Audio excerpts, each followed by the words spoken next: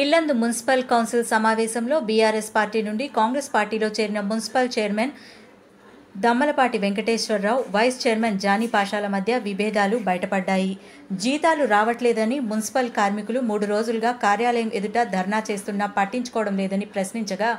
chairman, vice chairman ఇద్దరి మధ్య వాగ్వాదం జరిగి ఎమ్మెల్యే కోరం కనకయ్య ముందే జానీ పాషా మీద చేయి చేసుకున్న చైర్మన్ వెంకటేశ్వరరావు